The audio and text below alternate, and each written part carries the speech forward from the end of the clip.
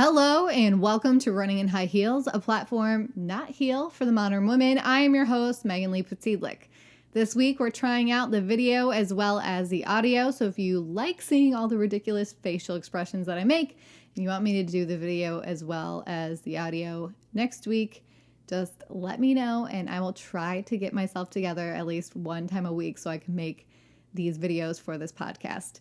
So this week we're going to be talking about the very public apology that was made by Kanye West to his wife, Kim Kardashian, because it has elicited a lot of different opinions by different people about whether or not he should have been so public with his apology. And we're going to dive into that because it definitely has implications about the different ways that we should respond to things according to scale in our own lives. So stay tuned.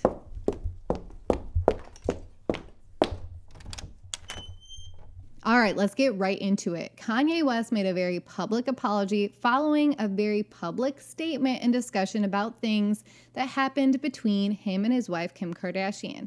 So some people are on the side of if this man is truly apologetic and he wants to work on these things with his wife, then he should just work them out on his own in his own private life and not put them all over social media. While other people are like, hey, this man made a very public gaffe against his wife, who's a very public figure, and it requires a very public apology. And this brings up a very important thing that we should all look at about scaling our responses.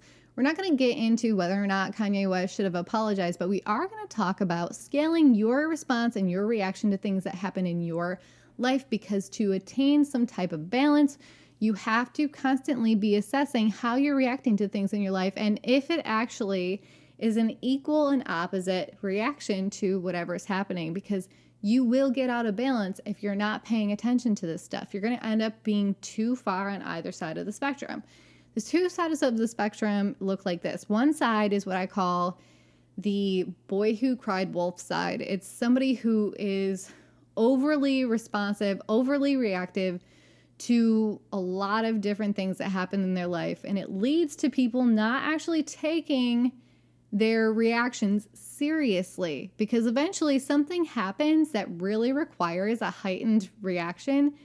And if you're always over responding and being an alarmist, people aren't going to take you seriously when something truly alarming requires a truly alarming reaction. On the other side of the spectrum is, I like to think of it as the guy from Office Space. If you've never watched Office Space, there's a guy in Office Space who is always keeping to himself. He's keeping his head down, but he's bottling up frustration that he experiences in the office, and he's always muttering out under his breath. And then one day he ends up burning down the office. Now, I'm not suggesting that a person on the other side of the spectrum does that type of stuff. What I am saying is that you cannot keep things pent up and bottling them up and not reacting to them when they actually require some type of reaction, because eventually it boils over.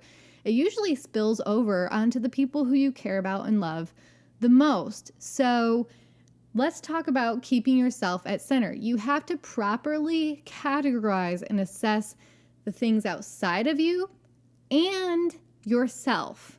So you can't just assess one or the other. If you're too sucked into one side or the other, then you end up on one side of those two spectrums. If you're always just overanalyzing yourself and you think, this doesn't really require reaction, then you end up in the bottled, pent-up frustration category. If you're always externalizing everything and blaming everything outside of yourself, then you're going to end up on the boy who cries wolf alarmist end of the spectrum. So think about the scale of your reaction, if it is equivalent to the situation, and constantly be reevaluating yourself. Are you giving yourself enough credit? Are you giving other people in the situation enough credit?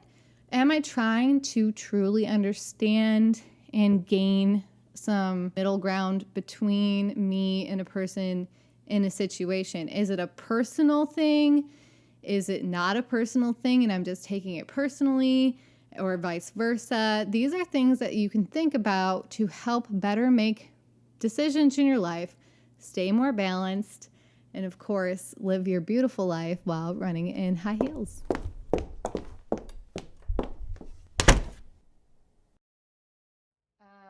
If you like this episode, go and subscribe. If you like to have the video with the audio, let me know. I am at Running in High Heels Podcast on Instagram. We're at Running in High Heels Podcast on YouTube. And then, of course, we have our new website, so go click it and check that out. We're going to be doing different articles. I've been talking to some other women to help join the conversation and continue on with your bad self. We love seeing you here. Bye.